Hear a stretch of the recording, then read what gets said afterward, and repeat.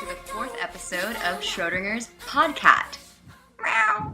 Meow. Meow. Meow. Okay, shut up, you pussy. Shut up. Speaking of pussies, today for our episode, we're going to have three panelists today, and they are the ladies of Schrodinger's Podcat. So we've got the beautiful Lauren Rumpler, the incredible Amanda Rachwitz, and myself, Avens O'Brien. And today no boys are allowed. That's it. We're having ourselves a fun time. There may be some alcohol and some weed involved, and they have cooties. So we're just gonna do this our way, okay? And it's going to be very fun. And so jumping right into things. Well, first off, ladies, how are you guys doing? I am fabulous. Fantastic. Can you hear the clinking of my glass? I can totally hear the clinking of your glass. What are you drinking? I am having whiskey. Excellent. It's just straight with ice? Yeah. Okay. That's the only way to drink it. I don't want to be a hoe. I got my Jamba smoothie over here. I'm all kaled out. And it's definitely got alcohol in it. What? What? I'm drinking like a hard ginger ale. Like, that's how lame I am. I'm just like, I just want a hard ginger ale today. Because I don't drink beer at all. And so I buy these to be like the thing that, like, when people are doing the like beer cookout kind of thing, and Memorial Day was yesterday, like I have it so that I have like the drink out of a bottle kind of thing. Like, you know, that's what I drink. I'd probably drink Smirnoff Ice if I drink that kind of thing. But like that's my thing. I don't drink beer, so that's what I drink if I'm drinking alcohol. So unless I'm drinking straight up liquor. So yeah. I like a really good vodka. If it's a really good vodka, it's smooth enough that usually I can just put like a little bit of lime or lemon and like some soda water sprinkled over it, and I will drink it over ice. But it's really not that often that I get a super good vodka. Tito's, really good vodka. Oh, I enjoy Tito's. But I've heard that, but I don't drink vodka, mainly because I turn into a complete cunt anytime I drink vodka. Wait, do we have like personalities regarding liquor? Like so you turn into a complete cunt when you drink. Okay, so Lauren, you go first. What are your different liquors and what do they do to you? So when I drink whiskey, I'm just cool and chill and like want to have an intellectual conversation. When I drink vodka, I turn into this like raging bitch. And I just want to yell at people and like start fights. I do it all the time. Mm-hmm. Let's see, gin makes me sleepy. Okay. And tequila. You know that song, Tequila Makes Her Clothes Fall Off? They pretty much wrote that song about me. I don't know where my shit is by the end of the night. No idea. I've lost so many shirts. Oh, no. All right, Amanda. Oh, no. Amanda, what's your personality like on various alcohols? So I've like graduated through different alcohols over the last decade and a half, trying to figure out what I like, and usually I go through phases. And I started off with all the bitch drinks, the super sweet stuff, you know, Malibu rum and pineapple juice and all that stuff. And I was really into the sugary sweet stuff. I'm the sort of person that I'm happy and like fun loving in general, so that just gets turned up a notch. But then I'm also a dork. So what usually happens is I drink the sugary stuff and the bitch drinks.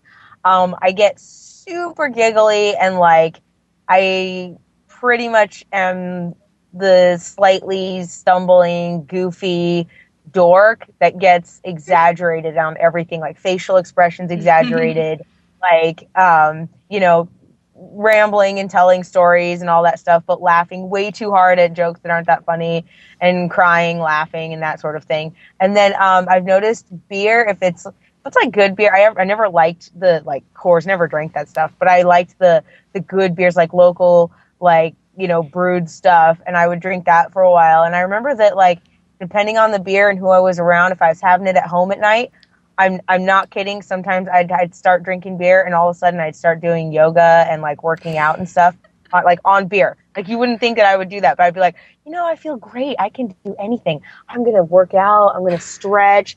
And then, like, And then if I'm around friends, and I drink beer, then what happens is my brain gets all super thoughtful and I go into philosophical mode and I get super intense on topics and want to go in and dig deep with friends and, get all like that. And then, of course, if I'm with my man and I drink almost any alcohol at all, then I'm just trying to get his clothes off. Like, that's just how I'm gonna be. Like, if I'm in love and like I'm with a dude that I'm in love with, and I'm a lightweight now because I don't even drink alcohol almost ever. So now when I have it, like if I'm with the dude and I'm pretty reserved, I'm pretty conservative about that stuff, but I'll start to be like embarrassing him because I'll be like trying to like reach over and grab his crotch, under the table kind of a thing and like make him squirm and stuff. So I'll get like that when I'm like really, if I'm in love, I'm like hot for my dude anyway. So then alcohol just kicks that up like a notch and then it goes. And then there's several notches. Like when you're like, they're like trying to get home in the car. You're like, I'm driving. I'm trying to concentrate on driving. You're like, you're not concentrating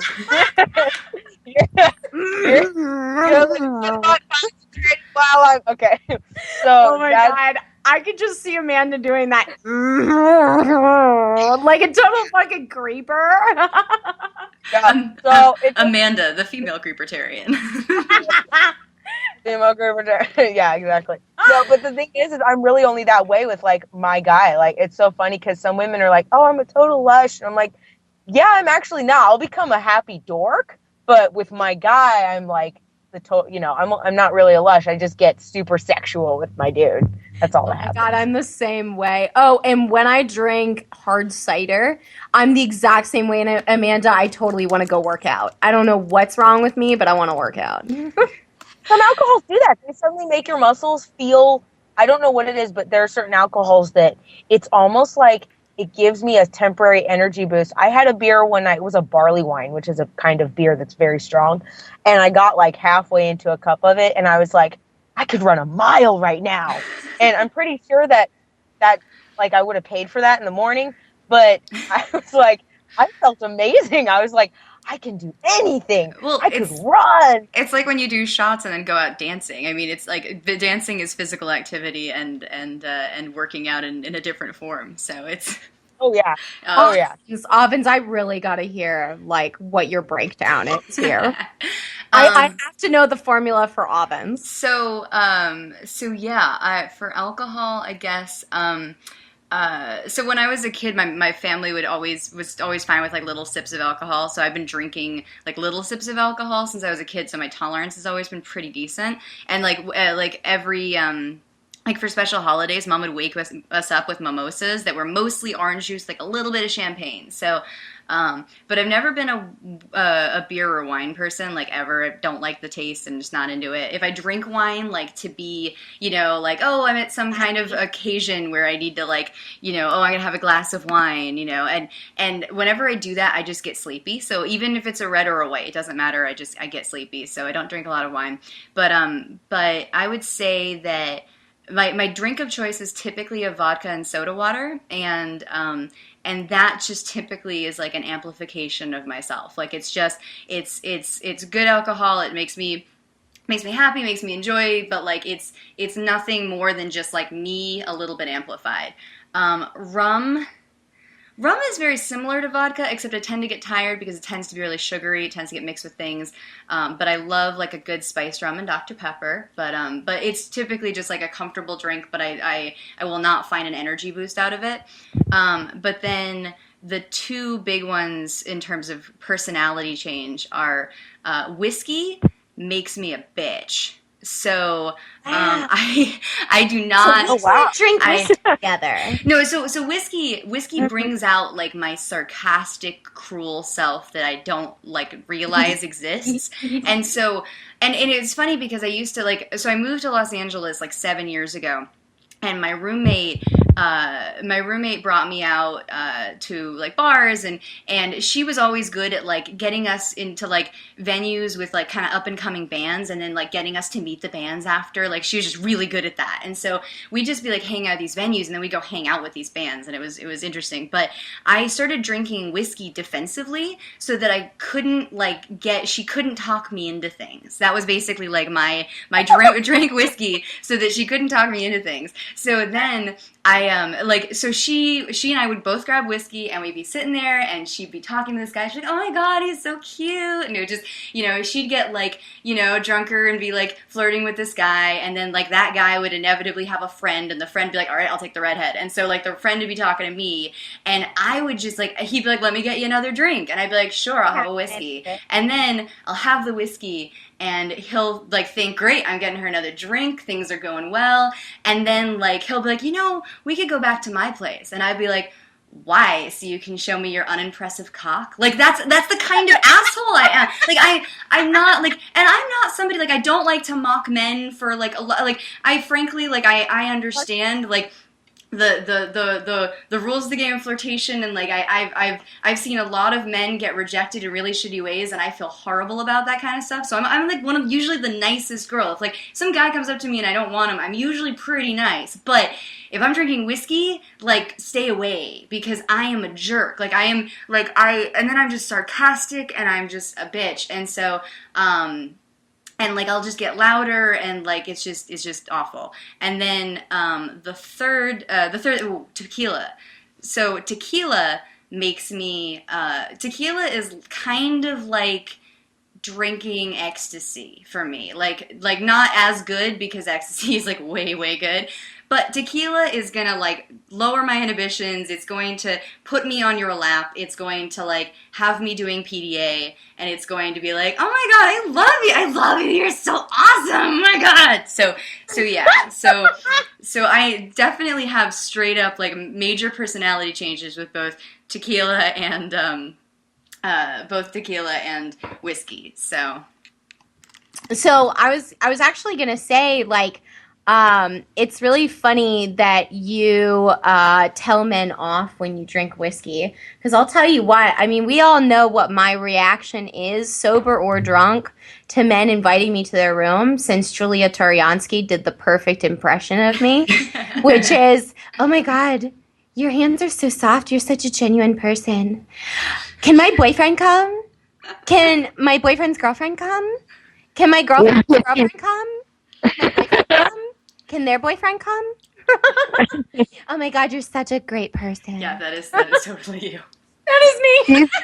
See, that's the thing though, is that even no matter what I drink, I'm actually like, as much as I have a reputation, like I mean I really own the whole like libertarian slut and whatever else. Like I don't really like I have a rule that I don't have sex with fellow libertarians, so except for Judd. So in general, I don't. Except Judd. And so it's funny because like if I'm like going to a conference or something and I'm drinking, like I could drink all the tequila in the world and I'm gonna run up to you and be like, oh my God, I love your writing or your whatever, but I'm not going to try to get somebody in bed, because I like that's not actually a very common thing for me. But yeah, no, speaking, actually, this segues greatly into what I want for our first topic, which is I want to spend this podcast really talking about, fun, interesting, or positive experiences that we've actually had within the Liberty Movement. And Lauren, you brought up, Tarnowski's, roast of you. So, which, I mean, I wasn't even there, and that's one of my favorite things ever. Just because I love hearing about it. Like, even though I wasn't even there, like that's one of my favorite experiences in the Liberty Movement. But I know that like when we're on Facebook and stuff like that, I see so many people bitching about the Liberty Movement and about like how much fellow libertarians suck. And I totally agree. Sometimes fellow libertarians suck. But hey, let's have a moment to let's have a podcast to enjoy how much we love our fellow libertarians or the experiences that we've had with them. So yeah, who wants to talk about like one of their like most amazing experiences? Well, I'll first of all just say that I feel like I live in a different world than some of the people who complain about the movement, because it seems like the ones that do the most complaining are the ones I never actually see show up anywhere. Yes. They exist only online as far as I know. Yes. And when I go so I go to events and I meet the coolest people in the world, and I'm like, okay, so the people doing stuff and the people who care to put in the effort to go out, like spend the money and the time to go and meet up with other people, like movers and shakers and doers and people that are trying to spread the idea and all that stuff in whatever their way is. The people that spend the energy to do that are typically the people that actually mean business. They aren't just the bitchers. And it's funny how a lot of the people online, they bitch about the liberty movement, and oftentimes they're projecting. They're the ones that are sitting at home doing nothing, bitching, being a little whiner, and then they have produced nothing of value. They aren't going out and talking about anything. They don't even have a blog where they try to spread the ideas. They don't do anything other than whine and threads. And I'm like, I go out and meet people, and I go every event, whether it was at someone's house in a barbecue thing, in Arizona or in California or on the East Coast, or whether it's like a big event like Anarchapulco or some other event like in Vancouver. I like whatever it is. It has always had the best people I've ever hung out with at it, even like all of them, libertarians, anarchists, constitutionalists, whatever. And it's always good conversation, and it's always funny and interesting. And so I kind of get, like, I get people whining, but I haven't met all the people that, these people complaining about the movement being so awful. I'm like, I haven't met all these awful people you're talking about. I see them online sometimes. I see assholes online, but I haven't met all these terrible libertarians. I only meet cool people. Amanda, I just gotta say, like, I need you to take like 2 seconds here and just check your privilege. Because there's a genuine reason that you're having a better time than all of these other people. You've got 2 major privileges that I think need to be noted here. First of all, you have hot female privilege. Every single one of us girls have hot female privilege. In other words, we're going to have a better time because we can be selective about who we talk to at these parties. First of all. Second of all, I know it's true. Second of all, we also have well-known privilege. So we get to hang out with like all the cool people that are making content and doing shit for the movement and have cool shit to say because they're like, oh yeah, you do stuff like me and you make stuff like me. So like we immediately have something in common, and they like have either A, watched our stuff, B, have heard of us, or really like in our situation with you, me, and Avens, like we're pretty... Most of the YouTubers that we watch, all of them know who we are. So it's like we don't have this issue where it's like, we can walk up to anybody we want and they're either going to know who we are or immediately like know the circles that we run in and because we like know each other. So like even if they don't know my channel, they definitely know who Larkin is. And since I'm friends with Larkin, like I'm immediately cool. So I get to hang out with whoever I want. So again, I just want to take like a second, Amanda, and let you know that you need to check your privilege and that I don't appreciate the fact that you don't understand that you're so privileged. So let's be perfectly clear about something, Sorry, though. I couldn't keep a straight face. So actually, what's funny is that like, mocking or not, like there are factors of being a woman at a libertarian event is either a pro or a con, because people are willing to talk to you, but awful people are also willing to talk to you. So there's a lot of that. But one of the factors I think, especially if anyone is listening to this podcast and does not attend libertarian events and is curious, is that I've found that people at libertarian events tend to be very like kind and nice. And so yes, there are definitely, you can sometimes see like, oh, those are the cool kids. Like those are the guys like all surrounding Jeffrey Tucker over there. And so you'll definitely see a bit of that. But I definitely noticed that there's an accessibility at a lot of Liberty events that I really appreciate, is that I can go up to someone, and not just me, but like any random person can go up to somebody that they see, on podcasts or, who give speeches or whatever, and they're typically extremely accessible, and I like that because I've gotten to know people that, I like, that I remember. So I guess I wasn't really in 2007. I was vice chair of the Libertarian Party of New Hampshire, and it was like it's a tiny little political party in New Hampshire, and we had Angela Keaton as our keynote speaker at that convention that year, and I was like a nobody back then. Yeah, my parents were involved in the party, but I was just I was vice chair of the LPNH, but like I wasn't creating content. I wasn't like anybody. But, Angela like came, talked to everybody at the convention, and I was like, oh my God, you're Angela Keaton. You're like the director of operations of antiwar.com. Like, I love you. And she, she was so cool about it. And not just because probably just because I was a nice girl who was coming up to her, but also like there's an accessibility that I find at Liberty conferences that makes me pretty happy. Like, and there are occasionally like the social, like the cool kids go off over there, but ultimately I feel like people who get to show up at these events get to be privileged in our own way because we get to interact with the other people at those events. Yeah, and I really have to say that it's one of those things where I find that the way people are, that's a reflection of what their goals are and what their attitudes are. So many people at these events, it's a different vibe because it is a decentralized attitude. It is we're all just individuals. We're all just coming here to do stuff.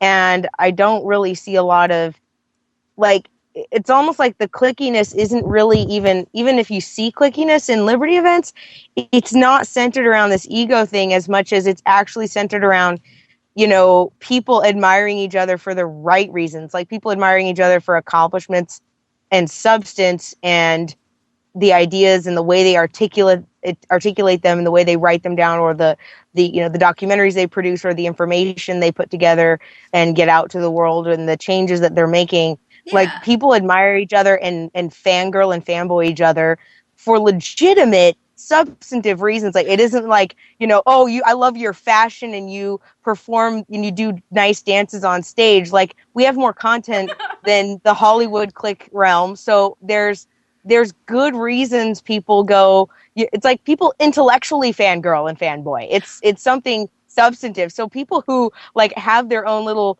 almost like groupies, they're not trying to get those people. They attracted them naturally by just doing things a certain way. Like Jeffrey Tucker being the like unusual, sort of cheerful, eccentric, goofy, loving guy he is, attracted a crowd of people that just love that and adore his work and love his ideas and how he puts them out there and the flair he has and all of that. And they appreciate him for that. And it's like some people want anything to complain about. And so they'll complain about anything that looks like admiration. And I'm like, I'm fine with admiration because humans should do that. It's natural. It helps us. It encourages us. But we should do it for the right reasons. And at least in the Liberty movement, I think it's done for the right reasons. People generally tend to fanboy and fangirl because somebody helped them get clearer on something, or helped motivate them to do something, or is helping to wake other people up, and that's making things freer and making things better for everyone. So I love that. Like, so we're talking about cool things or events that fun times and stuff we've had in the Liberty movement. I'll just say that most recently, so I don't know if you guys are familiar with the movie Thrive and Foster Gamble and like his whole thing that he did with that movie a few years, 2011, or I think it was 2011, he did the Thrive movie, him and Kimberly Gamble. And they were big in like trying to expose like the free energy and stuff, and just stuff that the military had been hiding about, like, aliens, and I don't even know if they exist or not. It wasn't a question of whether they exist. It was just data and stuff that was supposedly hidden, but it was mostly based around, the world conspiracy of governments and the hidden and technologies and energies. And then he ended the Thrive movie with basically going, here's what I reached, here's my conclusion. And I think we're left with basically voluntarism. He didn't use those words, but he was describing a free market economic society and a voluntary society at the end of the movie. And in 2013, I actually was just a newbie anarchist and I didn't know Larkin yet. But Larkin told me that he went to Libertopia over in California in 2013. And Larkin wrote, The Most Dangerous Superstition, and he had written 3 other books, but that's the one he's known for, right? And he goes there, and Larkin tells me that he's with his friend Gordon, and they're sitting at Libertopia, And this is something that will happen in the liberty movement a lot. Avens and Lauren can attest to this. You are somebody doing the work you're doing, and you're so engrossed in what you're doing, you don't always know who online or what other libertarians that are out there know you or know who you are until you run into them at an event and they reveal they know you. And you didn't know that they knew who you were. So Larkin is at this event, and his friend Gordon sees Foster Gamble, who did the Thrive movie. And Foster Gamble's the heir to Procter and Gamble, for those who don't know. That's why he's significant. He's sitting in front of Larkin, and Larkin's friend says, "Hey, isn't that Foster Gamble?" And Larkin looks over and goes, "Oh, cool, yeah, it is." And right then, Foster turns around and goes, "Larkin!" And Larkin has no idea that Foster knows who he is. And Foster Gamble reaches over and is like, "Larkin, hey," and like shakes his hand. And comes over and talks to Larkin, I guess, tells Larkin how he's a great fan of his work and how he had read The Most Dangerous Superstition and how it woke him up. And he had read it, I guess, while he was finishing, right around the time he was finishing Thrive, the movie, I think, and that went big, and it's had like millions of views now. He told Larkin that he had his whole staff at Thrive that runs the Thrive website and the Thrive social media stuff, read The Most Dangerous Superstition, and they all ended up anarchists. And so I knew about this, and I thought that was a really cool thing that happened. Well, this year at Anarchapulco, I'm here, with Larkin, and we were in that big conference center across from the Mundo Imperial Resort at Acapulco this year in February. And I'm walking with Larkin. I think he's about to do his presentation, I think it was. We were on our way to the big conference room on the second floor. And I hear, "Hey, you guys." And we turn around. And there's this older gentleman coming up from, maybe 40 feet away. And he runs up and he shakes both of our hands. And I'm looking at him, and my brain is telling me that looks like Foster Gamble, but I'm not convinced that Foster Gamble actually is like right in front of me and like shaking my hand. For some reason, I was not really believing it, because I watched Thrive before I was even an anarchist, and it kind of woke me up to some stuff. It was significant for me. I watched his movie, and so he was like one of the stepping stones in my journey to waking up about things. Like, he made me think about tons of stuff, gave me a bunch of information, and he knew exactly who I was, and he knew exactly who Larkin was, and I didn't know he knew who I was. And so he's shaking my hand, and I'm literally sitting there going, "I know who this is. I know who this is. I know who this is. Is that Foster? That's not Foster. Is that Foster? I know who." And he's like shaking my hand. So I'm like, shit. You better figure out who this is really quick, because he knows you. And then I realize that it's Foster, because he like has this whole conversation with Larkin, and like it's all a blur. And he kind of says some things to me, and I say some things back to him, and I'm like happy to see him. And I realize that at one point his name gets said, and I realize it's definitely him. And people look different on video, so I hadn't met him in person yet. So I realize that it's him, and I'm like, holy crap, that's totally Foster. But he knew who I was, and I didn't know he knew who I was and what I was doing. And he knew about, what Larkin was doing with the Mirror Project, and he talked to Larkin about trying to help Larkin get funding and all of these things. And it was just really humbling, because here's this guy who had put together a really successfully well-done documentary movie that went huge back in 2011, woke a ton of people up, and is responsible for a lot of people waking up to stuff in the movement. And here he was a fan of Larkin's, but here he came up and knew instantly who I was, and said he was, a fan of my work too, and Larkin's work. And it took me, my brain it didn't even click like who I was talking to at first, because I couldn't process it. Like, my brain was like, I am pretty sure this can't be Foster, like, standing in front of you, because I didn't know he was going to be at Anarchapulco. I knew it was like something Nathan Freeman wanted to do to get him there, but I didn't know for sure. And so it was really cool, because it ended up being a thing where I got to have a great conversation with the guy later on, and Larkin and I both did for a minute. And then towards the end of the conference, he came to Larkin's seminar thing, called centered around the psychology of statism, and he had some really good input there. And then at the end, he like comes out of the elevator, and you know how libertarians do the thing where they want a selfie with each other and stuff, and he asked to get a picture with Larkin and I. And I would have expected years ago, I would have been trying to get a picture with Foster Gamble. Like, yeah, I want to get a picture with Foster. You know, he did Thrive. He did the movie Thrive or something. And here Foster was like, can I get a picture with you guys? And I'm just like, this is a head trip. This is weird. Like, this guy led me into this stuff years ago. And here he's going, you guys are awesome. And I love your work. So that's just one of the cool things about the Liberty Movement is there isn't a lot of hubris with the people that are actually doing shit. They admire each other for sure. They totally admire each other for doing the work.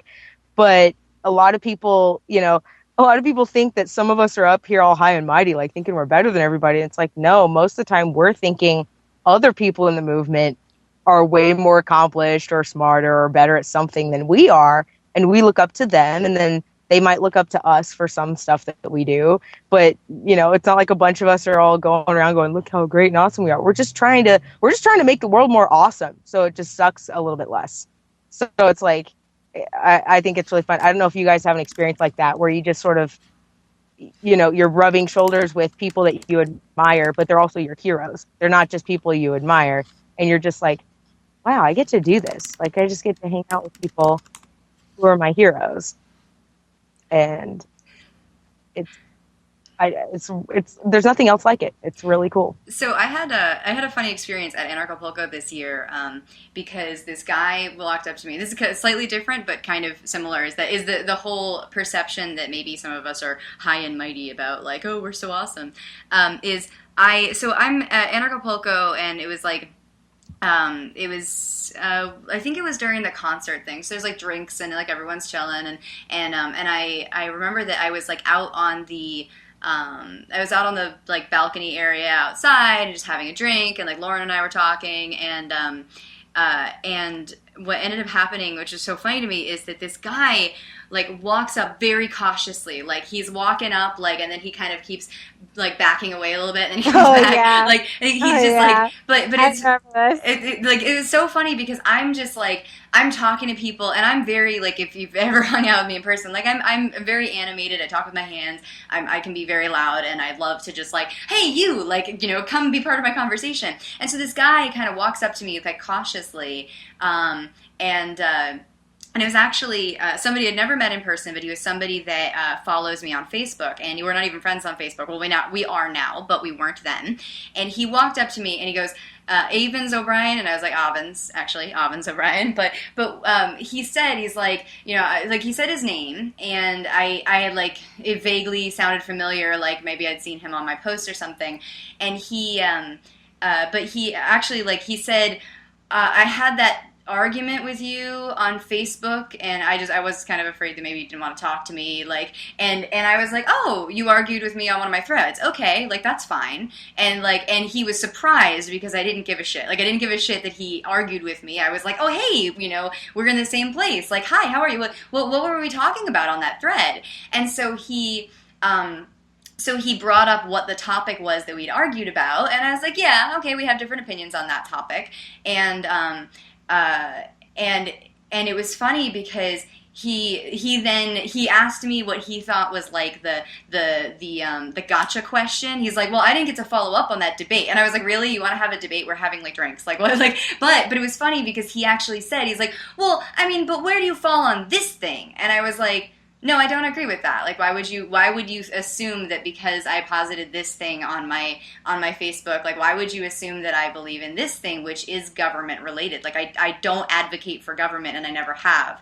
And he looked at me and he was surprised. He was like, oh, okay, so you're consistent. I'm like, God damn it, yes, of course I'm fucking consistent. And it was totally friendly about it. Like, I'm really playful about it. So I was like, no, of course I don't believe in that thing because I'm consistent. And I was smiling the whole time, and I'm just like, you know, and I cheersed him with my drink. I was just like, of course, consistent fucking liberty. Like, yeah, man. And he was funny because he was taken aback, and he was just like, oh, I kind of thought, you know, like, you're kind of a left libertarian. I was like, no, I'm fucking not. Like, take a second to actually understand what the hell, like, I'm actually advocating for. Just because I advocate for sex, drugs, and rock and roll does not make me a leftist in any way.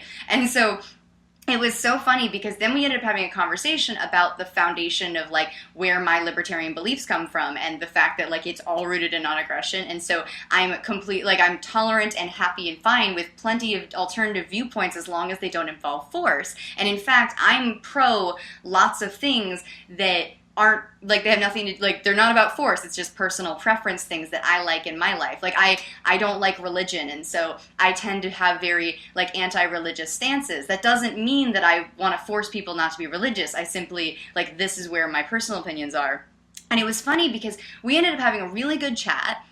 He was really surprised that I was totally friendly despite that fact. And he was like, wow, you're awesome. Like, oh my goodness. And I was like, hey, well, let me find you on Facebook. Let me friend you. And so I friended him on Facebook. And then, like, you know, we ended up having another drink, and he gave me a big hug. And then the rest of the Anarchapulco, I kept, like, seeing him. And he'd be like, Avens, hey! And he's, like, the nicest guy. And it's so funny because, like, I could tell that he was, like, intimidated to come up to me, like maybe I was going to be bitchy at him for like an argument that we had on Facebook that I didn't even remember. And then once he brought it up to me, I was like, no, it's cool. Like I seriously, I get along with everybody. And so it was just it was really funny, but it was one of those moments where I realized that in that moment I was being a cool kid, and he was like coming up to me like, hey, and I was like, hi, I'm really friendly, seriously, come into my circle. So it's really funny the way that works. Lauren, you want to go? Okay. I mean, I don't think it's like, for me, it's been like, there's like a specific moment. I don't know. Like, I guess, I don't know. I'm really excited to just be here. Lauren is so in the moment. She's like, I don't record a lot in my brain. I'm so in the moment. I was know just that listening. Everything has been a great happy blur for me, right? Right? Right? That's me. Like, I just, and that's the thing. Like, that's what I love so much about this movement is that, like, I can literally just be me. Like, that's it. And I just let my freak flag fly, and I run around, and I love on people, and everybody lets me hug them because I don't know why, but whatever. I'm like the biggest girl privilege. I'm like literally, no, and I don't even have that. But I'll tell you what. I will tell you what. There is something wrong with you if you are letting me just run up to you and you don't fucking know me, and I'm just like hugging you. And I will. I just hug everybody. I mean, there's a lot of libertarian men who need like Liberty Lady hugs. They need a lot of hugs. Like they're really hurting in the hug realm. A lot of them. Oh my god! I just realized at PorkFest I should totally like make a sign that says free hugs and just hug people. Oh my god! Don't do it. Oh my god, Avens, don't do it. It's like suicide. Suicide mission. Just let me handle it. It's okay. I've had years of practice. You just need to let the professionals handle it. To be clear though, Lauren, when it comes to New Hampshire libertarians, like I grew up in that community. I can handle New Hampshire libertarians. Yeah, but you're not like somebody that constantly barrages of hugs. I mean, you've been immunized to it. I get it. I mean, I just want to say, like, I want to say that it's really important to point out like a few noteworthy things that have happened in the last 4 years. Okay, first of all, I am literally sitting here right now herding the most beautiful cats in the whole movement. Like, I am not kidding. There are so many beautiful kitties on this panel. Like, there's Amanda, there's Avens, and then not to mention our boys. Like, we have the sweetest, cutest, most adorable men on this podcast, and like they're all just like great people and beautiful inside and out, and oh my god, are they gorgeous. I mean, I gotta say, having like a conversation with sitting down and having a conversation where I was at Anarchapulco in the hotel lobby bar where I'm sitting there, and next to me on my left is Macy, to my right is Larkin, and you know, sitting around me are like Sterling, Lujan, and like Yakov and Melissa Fulton. Oh my god, I love her. She's awesome. And like and there's like just, you know, and then Judd's coming over and doing his adorable little I'm being sneaky and getting candid shots of people thing. Oh my god, and, I organized that. I remember and- that when we were at Anarchapulco. I just kept finding like all the cool people and shoving them in the middle, and it was really because I was really drunk and I wanted to like. To me, it was like getting like a huge, like one of those pretty like glass globe things at the store from like the city that you travel to, and sticking all your friends in it.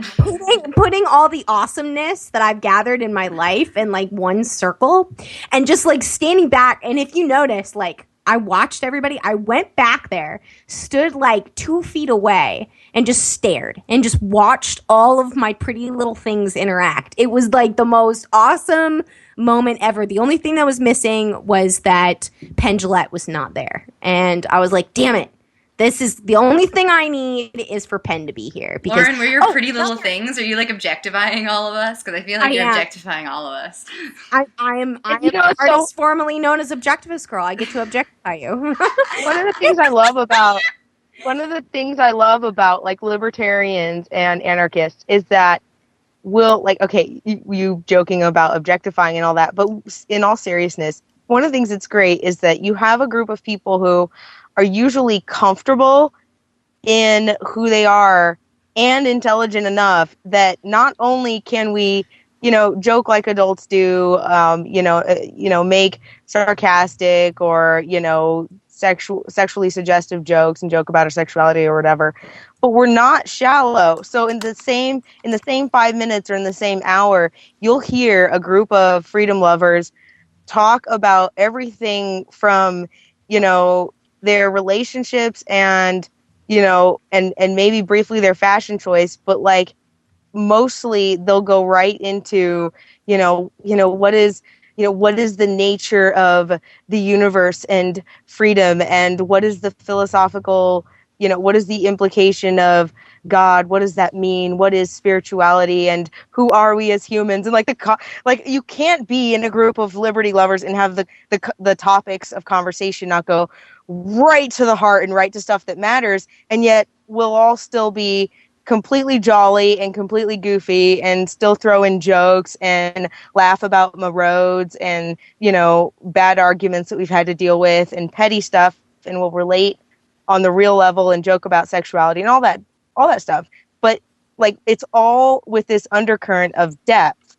And I've never gotten such a mix of that anywhere else in any other community I've been in, where people were educated and had depth and could be goofy at the same time. Like, they were all of those things. I have one very serious question for you. Like, it's really intense, and I really got to ask you, okay?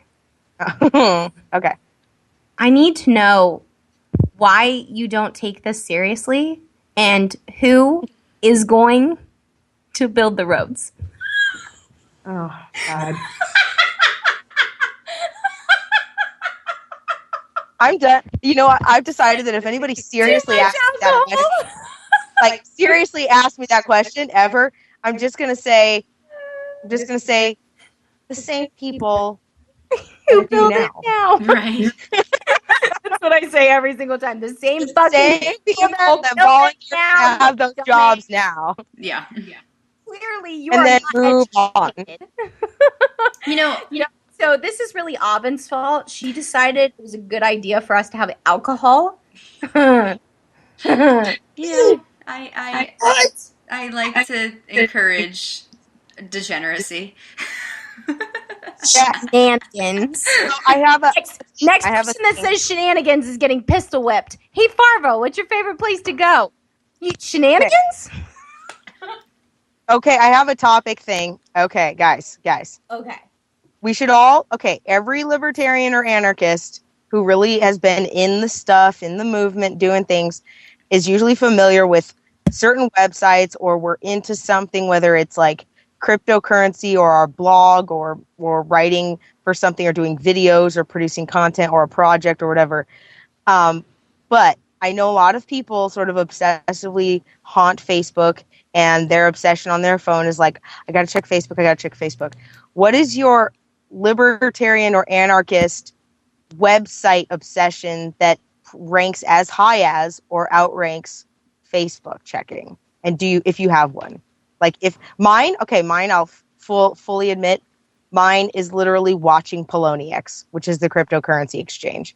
It's the only thing I have open right next to Facebook constantly because I'm obsessively watching alt currencies. That's like my my guilty libertarian pleasure of just like that's my other website that ranks almost higher than Facebook and how often it's open on another tab. And I'm like, how are they doing? What's going on? What's Litecoin doing? What's Zcash? Let me Google Dash. Let me Google Zcash. What's the latest news? Is this one going to go up? Is this one going to go down? Where should I move my Bitcoin? Like, that's my thing, my little liberty obsession thing.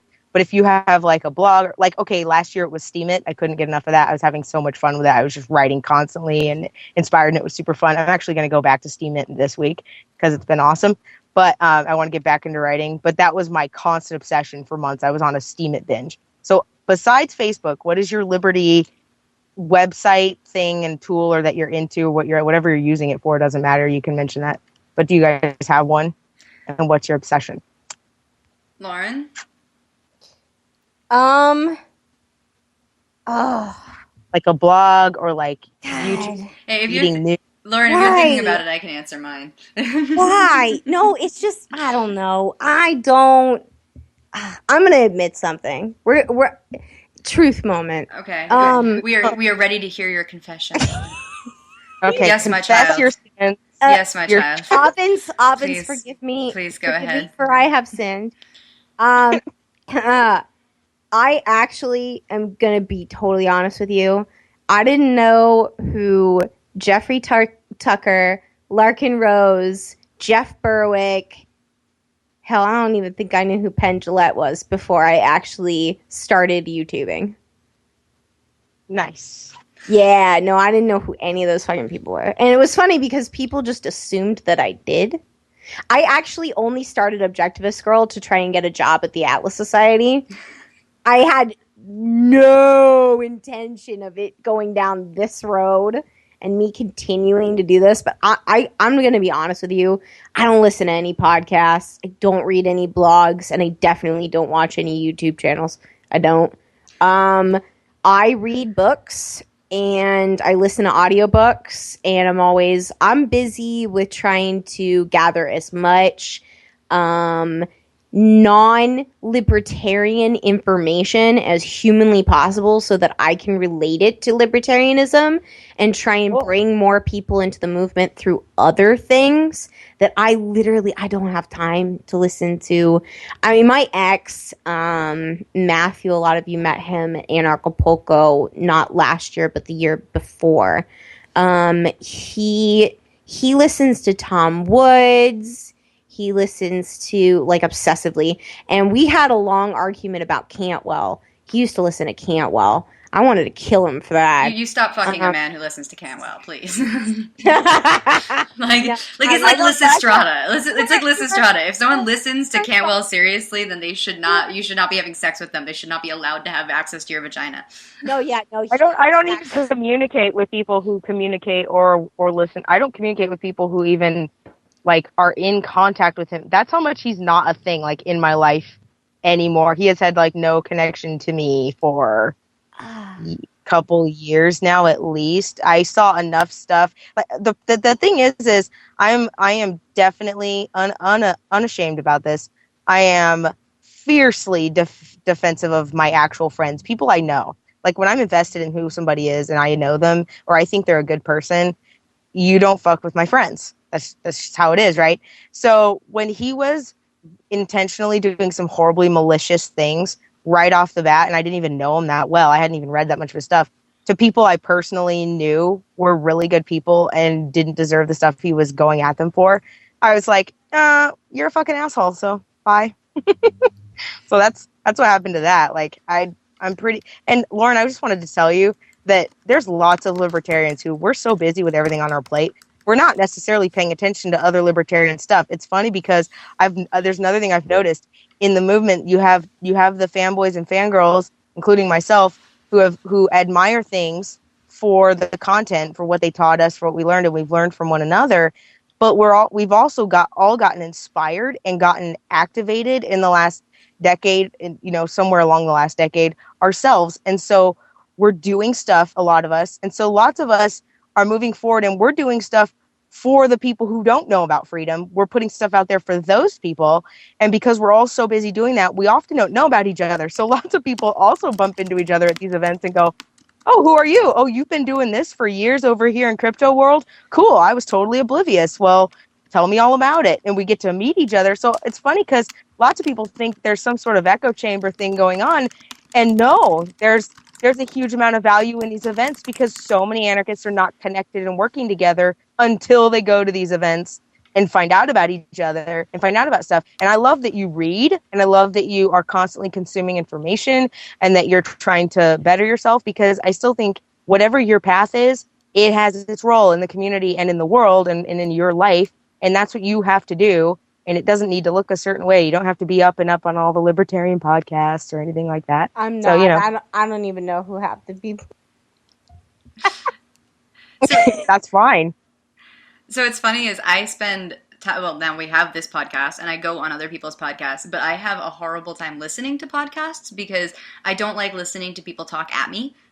And so I can't even talk, I can't listen to talk radio, I can't listen to, like, I had an ex who listened to NPR and every time we were in the car, and I was like, I can't listen to this, not because of the political bent, but because I can't listen to people talking at me. And so I almost always like listen to music in the car. I can't even listen to audiobooks actually because I don't like. I'm a very visual person, so I need a visual like anchor point to my reading.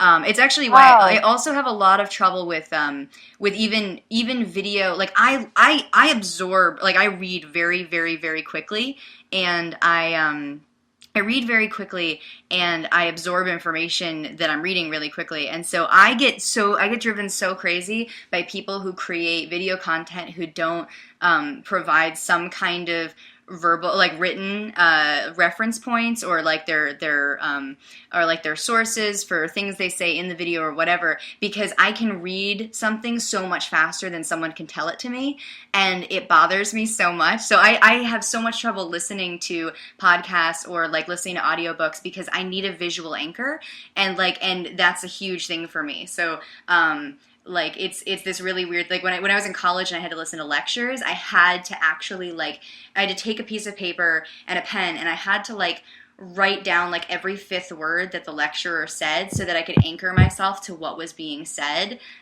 because otherwise my mind just wanders so far away. But so weird thing. Avens, yeah. I have to just say that that's the first time I've ever heard somebody articulate exactly how I am.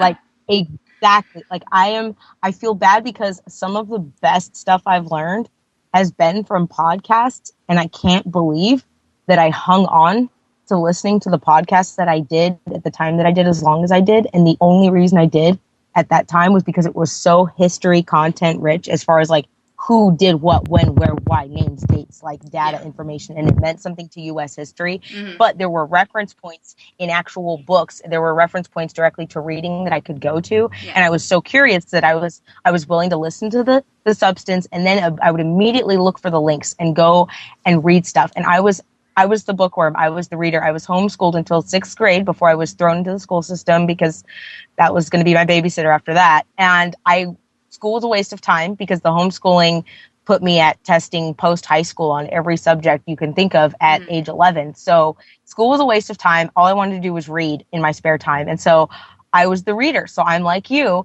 And it's funny because there's so many libertarians doing great podcasts, and here I am doing one, and I wouldn't listen to my own. Like it's why I haven't listened to last week's yet. Yeah, because I'm so engaging that I like to do the engaging. This is the part I like to do. I like to talk to people, but I don't handle well being talked at. And it's funny because there's so many people who are wired so differently. I can't tell you how many people I know who say, I can't read a book, but if you give me audiobooks, I can go through 5 books in a week. Like they can consume information auditorially the way I can consume it visually. Yeah. But I can't. I don't think I've ever heard anyone say exactly what you just said about podcasts, exactly the way I've always thought it. It's just that nobody relates to me, so I don't feel the need to say it. I'm like, well, nobody else can really relate, but I'm not going to be the downer here. But mostly I'm the person in the corner like, yeah, that's cool. You started a new podcast. I don't feel like I can just listen to it. So one of the podcasts, I mean, I occasionally listen to Tom Woods' show, and one of the things I like is that he does the show notes where he puts a lot of references to the things that they talked about in the show, and I appreciate that. Like, but if anyone ever goes, oh my god, I want you to listen to my podcast, like the best way to do that is to give me lots of visual information, like information in the description that makes me go, oh, you're going to cover all of these topics, and like, are you going to cover these various topics or keywords or things? And here's some links to additional information. Now I'm totally going to click on your podcast. So that's how I do it.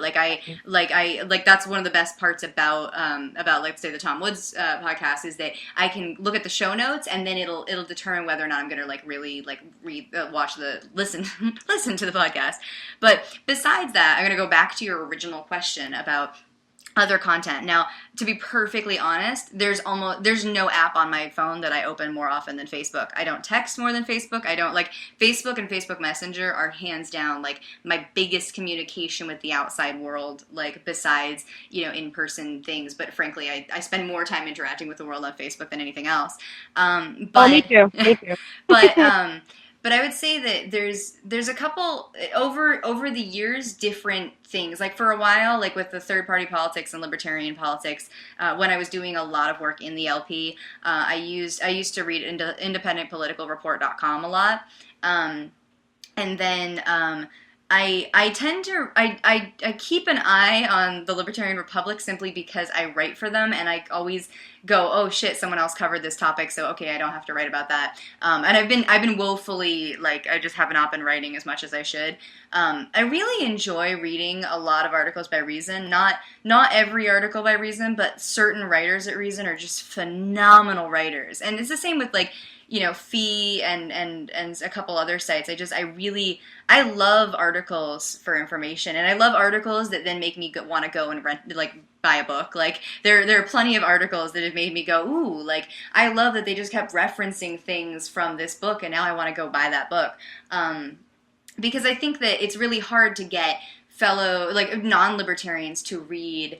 To pick up Man Economy in the State. It's like not going to happen, right? But if I find an article that's inspired by one part of Man Economy in the State that explains, let's say, subjective value theory in a way that's really relatable and interesting and short, then I can take that article and I can absorb it, and I already know the basic concepts, but it's a really good refresher, and then I can send it to people who need to understand that concept better. And so but I would say that, like, what I love to do is find really good writers or content producers that are really good at taking complex topics that I just want more people to be able to understand and to be able to adopt. So one of my biggest things is, like, right now there's this like, I don't know, I have a handful of friends who would literally call themselves ANCOMs, and I'm a capitalist, and we're having this kind of disagreement, and it's been really interesting to me because I love going through and trying to find my favorite capitalists who write with a whole lot of heart about why capitalism is such an incredible thing, and why it frees, why it basically freed women from the house, and why it frees people from the lifestyles they lived before, and how capitalism is responsible for the incredible lives that we live today. And I love finding really good writers who can talk about that in really, really digestible pieces. Learn Liberty does some of that, Anthony Davies does some of that, Steve Horwitz does some of that, so that I can bring those to my friends who are ANCOMs, who are like, I don't believe in rulers, but somehow I don't believe in private property either. And I try to bring them sources that aren't hostile to the values they may have about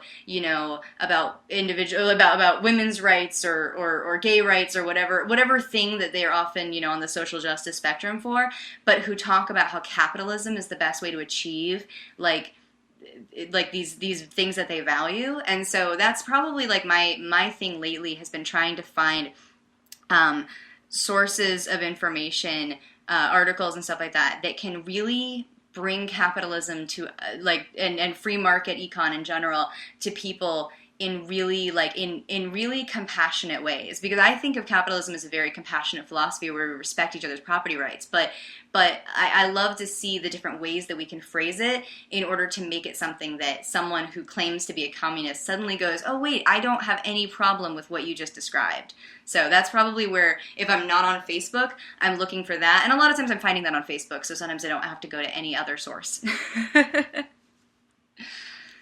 Yeah, exactly. Well, and I actually, I sort of have this attitude a little bit of like, if somebody's going to be all an all out troll or hostile towards me in an attitude, and it's clear they're not interested in discourse and learning, then, I'll be snarky and I can be a bitch back. But I sort of, I think a lot of people at Anarchapulco this year, and then a lot of people in the Liberty Movement in the last couple of years in general, have just sort of figured out, either from the experience of, doing their own beating their head against the brick wall kind of thing, or just watching and observing, have figured out that, hostility and in general the vinegar approach of, I'm going to force spoon feed you 2 + 2 = 4, you're going to like it, is not really working, because we're emotional creatures. And a lot of people who are in the ANCOM camp, I sympathize with them, even though, the thing that I'm trying to do is point out that they can't get around the private property thing on a fundamental level, that they are still always going to have they're going to have boundaries for themselves, unless somebody's allowed to come into their house and take off all their clothes as soon as they determine their need is greater for the clothes that they're wearing on their, on their body. Unless somebody's allowed to do that, come in and use their toothbrush or take it anytime they want, or come and take their bed out from under them anytime they want, unless that's, somehow morally right, then they have to acknowledge that there's boundary lines, and that, there's a difference between a bunch of people who do respect private property choosing to live more communally, and there's a difference between, you just trying to justify another version of theft on me. And I think a lot of ANCOMs, if more people approached them with the, hey, I'm trying to partner with you, I understand that you want everybody to be free and you want everybody to feel free, I'm with you on that. I just want you to also respect me and understand you can't steal from me anytime you want, and I'm not going to steal from you anytime I want. We'll win more hearts and minds that way, because I think that's ultimately what it comes down to. It's like, you can talk in these concepts and labels, socialist ideas versus capitalist ideas, and then it all comes down to, are you going to respect me and mine, or are you going to come and try and take my stuff? Well, every every ANCOM has stuff, like they unless they're nude in the middle of the nature nowhere, like they actually possess things. And so pointing out that they possess certain things and they need those things, and that I possess certain things and I need those things, and pointing out that that's how we live, whether we want to call that ownership or stewardship or whatever, that's what we share in common. Okay, now let's move forward. Oh, how do you want to live and how do I want to live? Are you okay with me living the way I want to live in a city, or on a homestead, or, in a community that's somewhere in between that, or, and I tell people, I'm like, whatever your voluntary arrangement is, whether it's a commune and you all have some stuff that you share, that's cool. Or if you are more individualized and reserved in a community that keeps themselves, or on spread out homesteads, that's cool. I don't care. I've only got a problem if you come to my door with a gun or tell me you have to do something or else, and I think that a lot of ANCOMs would be more likely to get on board and actually just hear people out when they talk about free market economics if so many people were taking the approach you take, or at least just not being immediately combative and making it about the labels and the names, the communist versus capitalism, Well, it's because then you lose people. Totally. I mean, it's funny because so one of my childhood friends is a well-known social justice activist now, and she is not. I would not call her in any way a libertarian. She does not like libertarians. She does not. I mean, she likes me, and she likes a handful of my friends, but for the most part, she worries that the libertarian movement is going to turn on me and do something horrible to me because I'm a woman, or because I'm whatever. She's got her own opinions about what the libertarian movement is, and I respect her for whatever. She has her own opinion about what the liberty movement is, but we've been friends since I was 7, so we're going to be friends even though we very much differ in our political beliefs, but it's funny because she knows a ton. You know, she's like, and Tifa is like part of like her social scene, and like, and she calls herself a Marxist. Like her, like or she doesn't call herself a Marxist, but her friends do. And then like she, talks about flirting with Marxism or whatever. And it's interesting though because she's also a huge proponent of like she's a feminist and she cares a lot about sexual consent. And so I find it interesting because I'm like, well, where does that consent come from? Like why is it not okay for someone to just have sex with me without my consent? Like, yeah, that's rape, but why is that rape? Is it rape because it's my body and I deserve to determine what happens to my body? Like, that you don't have a right to just grab my body and do what you want to it, right? Because it's mine. Right. And so if it's mine, then I own it.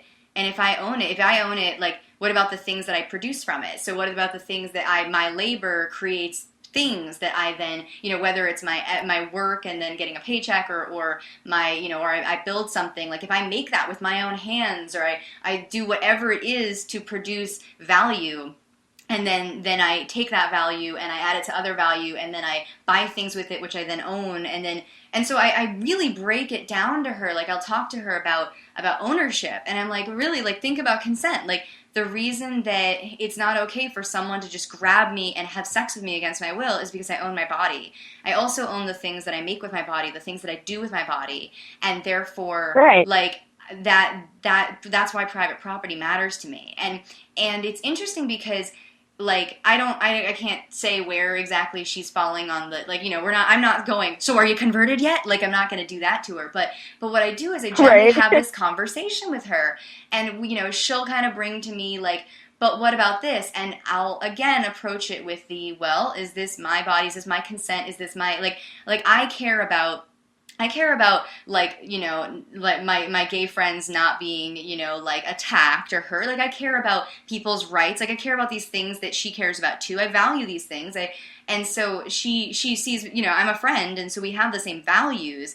But then I value private property, and I'm like, I don't understand why you don't yet, but we're gonna work on that. And so it's been funny because I've been bringing this concept to her, and it's so interesting because when I don't call it like libertarianism, she's down. When I don't call it capitalism, she's like, yeah, I understand. And it's like, maybe if the word is bothering people so much, then when I'm talking to people about it, I'll use what the language that I need to use in their language to make it work. Like if I'm going to somebody in Spanish, and if I'm in Mexico and I'm talking to somebody about libertarianism in Mexico, I'm probably gonna have to speak Spanish at them. Like, and that's totally fine. Like, it's great that I'll learn Spanish and I'll learn how to communicate what libertas is and what I don't even know what the words for libertarianism and free market economics and stuff like that are in Spanish.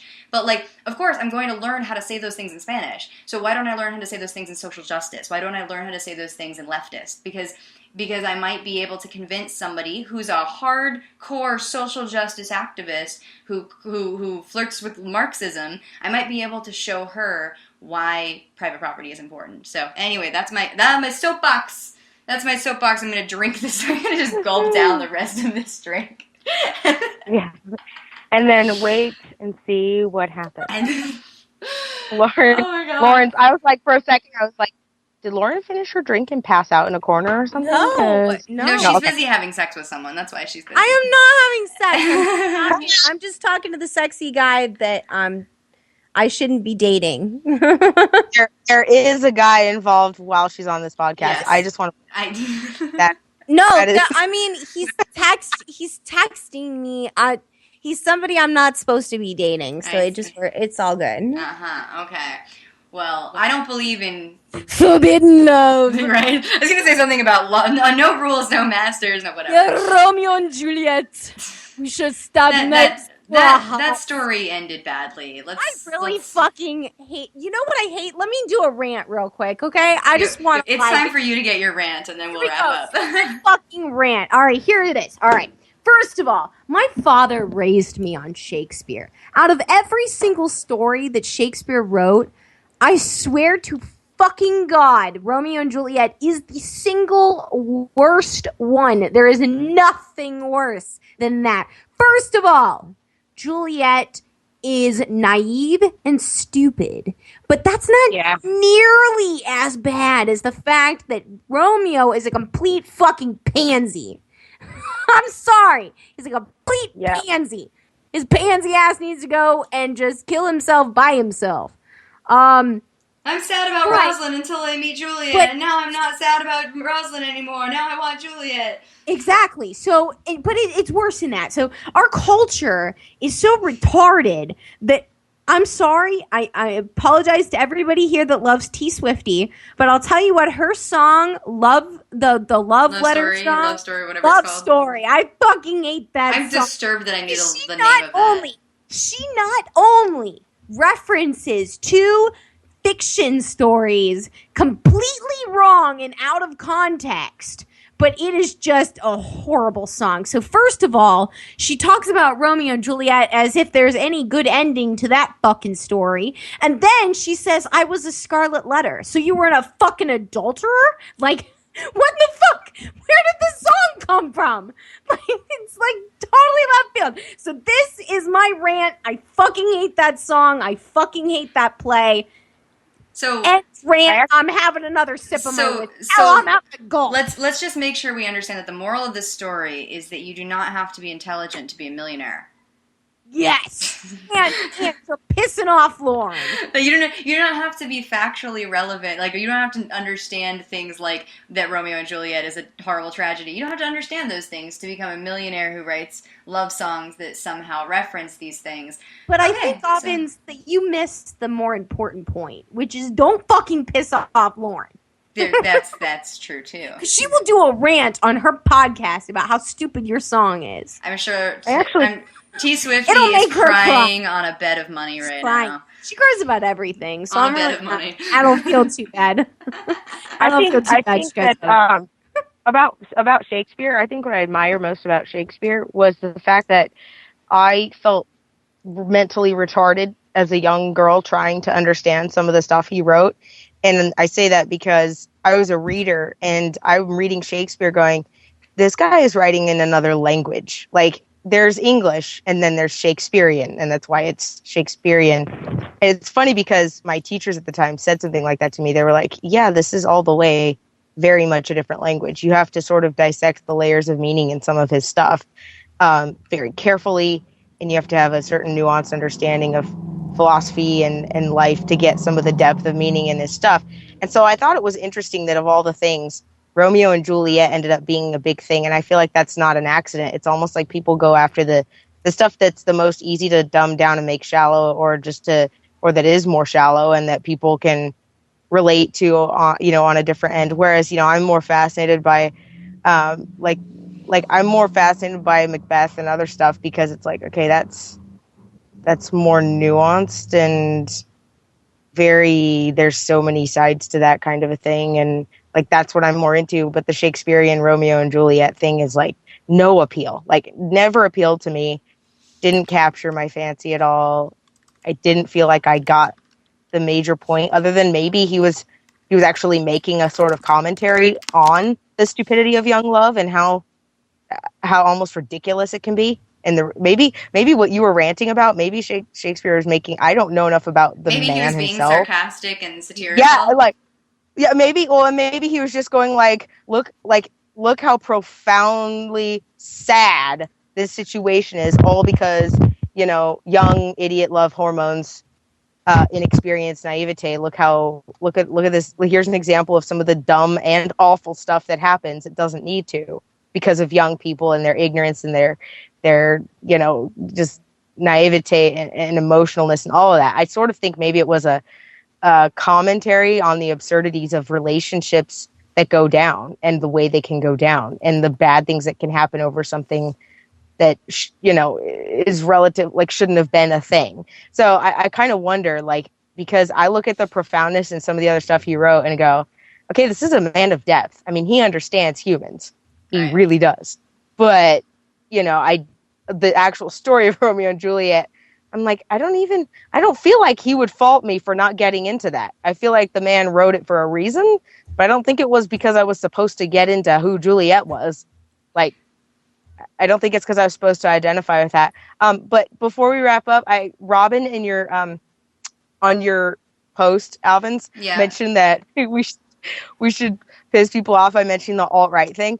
I want to just say one thing that just slaps all of that right off the table like a cat. Just like Okay.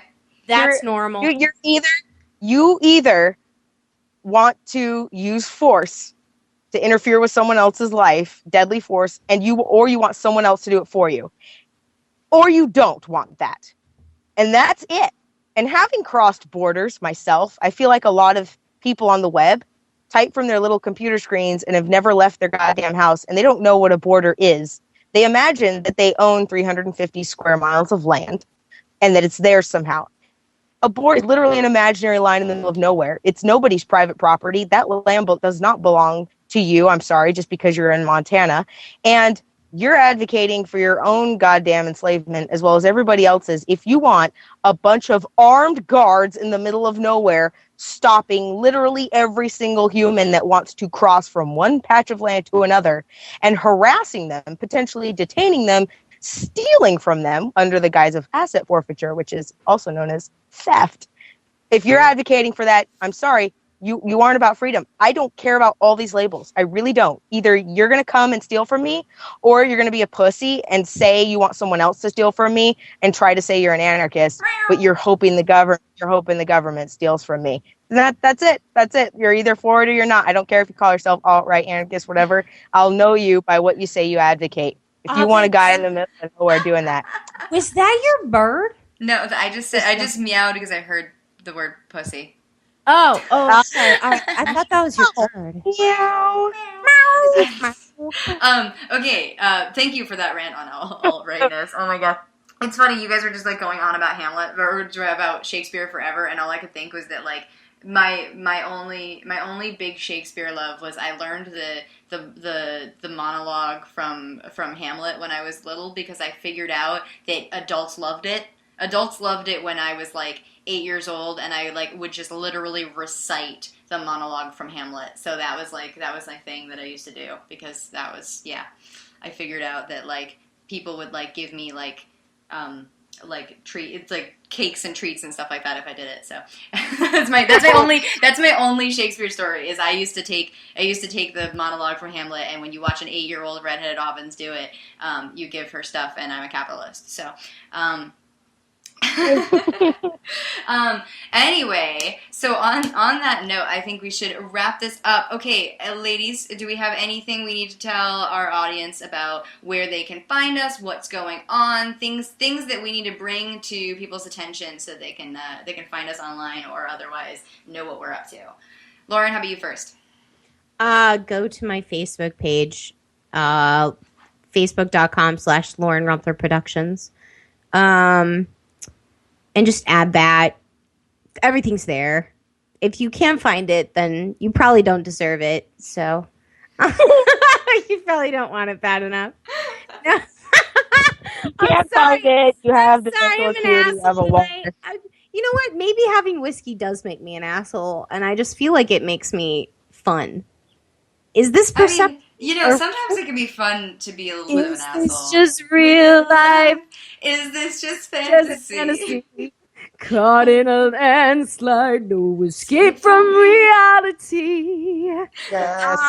Okay, all right. So, reality check. I am opening my new YouTube channel, which is going to be called the Eleuthromaniac Diaries. And now, if you don't know the origin of the word eleutro, it is a word meaning a manic of eleutro. Eleutro meaning in the Greek term, no, it's Latin, in the Latin term, one who is obsessed with freedom. Eleutro is freedom, maniac is obsessed. I hope you will tune into my channel for a further examination of this term. Okay. No more alcohol for me tonight. So that's it. I'm done. Voice of Resistance, check it out. It's awesome.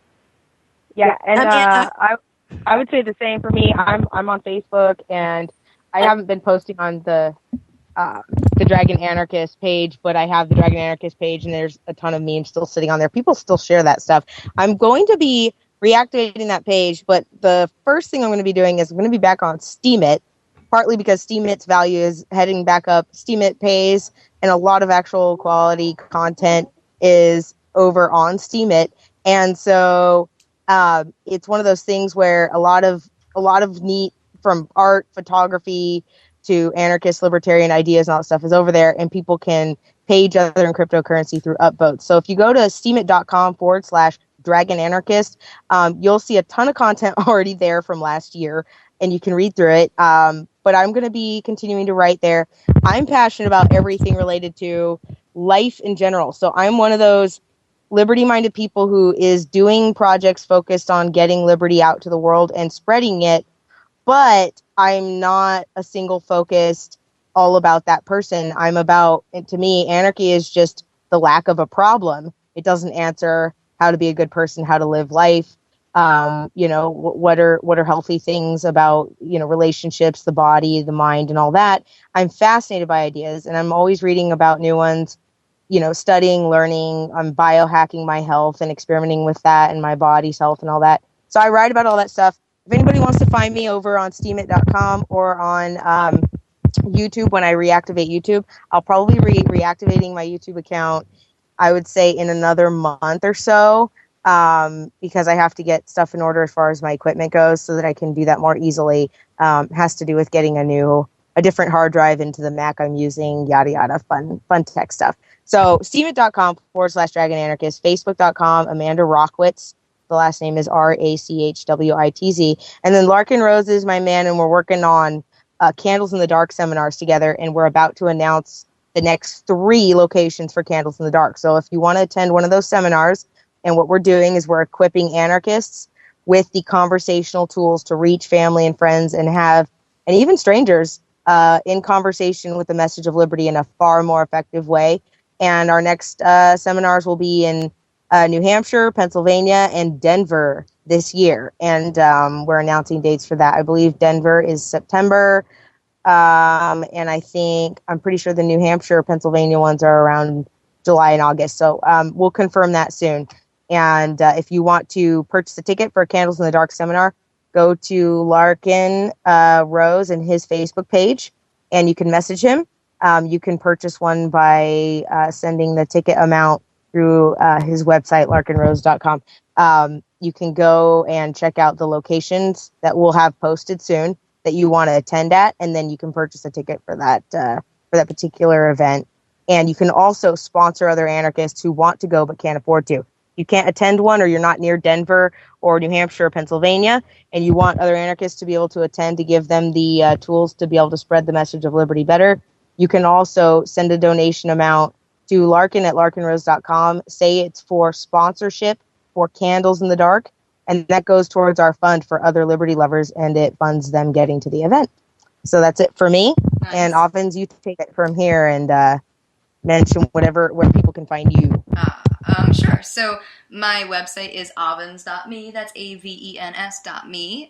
So everyone can find basically everything I do from there. I have a link to my Facebook. I have a link to all the articles I write. I've started publishing, last month, Judd and I published our Anarchapulco photos, and I just literally finally went up on my website and said, hey, here are the photos from Anarchapulco if people want to check them out. So I post the articles that I write, I post the photo albums I do from events, and I've been posting also this podcast up on there as well. So so people can find me there. You can find me on YouTube. The Avens show is actually where you can find links to this podcast and all my other kind of video format stuff. Even though I don't like video, I seem to be on a lot of it. So, and then besides that, there's Facebook, and then this summer people can find me at I'll be at PorcFest. I'm giving, I think, 2 talks. I think I'm going to be on a panel about women in liberty. We'll see about that. They haven't given me details. And I'm also going to be doing, I think, a main stage talk on raising kids libertarian, except that instead of the typical thing, which is like parents talking about the theory of raising kids libertarian, well, they're currently raising libertarian kids. I'm going to talk about the experience of being raised libertarian and how it's worked out for me. So that will be happening. Awesome. And, so that'll be fun. And then I'm also going to be speaking at Freedom Fest in Vegas in July. So New Hampshire in June, Vegas in July. And so people can, I'd love to see people there, and the, hopefully videos of those talks will also be up. So that is where people can by find the way, me. Yes. On PorkFest, just FYI, this is a little a nugget, a little Easter egg for anybody who is lucky enough to listen to this and find this out. While there is no official scheduling for anything and no speaking going on, I will neither confirm nor deny that Larkin and I might sort of crash Rogers Campground at some point during PorkFest week and just say hi to a bunch of people. Woo! So Yeah! that might happen, because let's face it, like, if we just decided on a whim to show up, nobody's going to stop us from sitting at his rock. And like over what they call it, Philosopher's Rock now, where Larkin always sits. Nobody's going to stop us from suddenly appearing by the giant rock and randomly being harassed by people who want to come say hi. So I don't know for sure, but PorkFest falls around Larkin's birthday. I really want to be with Larkin around his birthday in Pennsylvania. And if we can make a drive to New Hampshire, it could be in the works. So even though there's no speaking or anything, just know that if you are lucky enough to be at PorkFest, you might get to say hi to us. Nice. It's funny, this year, so 2017, so 10 years ago is the last time I was at PorkFest. Like 2007, I believe, was my only PorkFest. I think that was it. Maybe it's 2008. I'm not totally sure. It was really early, and way early. Yeah, really early. So all I remember about it was hanging out with like 2 or 3 liberty activists, one of which still lives in New Hampshire, and the other 2 have left. And smoking weed and listening to the Beatles. And that was like all I remember about that PorkFest. But it was fun. So I'm looking forward to this. Anyway. So I think that this concludes it's the fourth Schrodinger's Podcat. And so now comes the meowing from the Pussy Gallery. Meow, meow.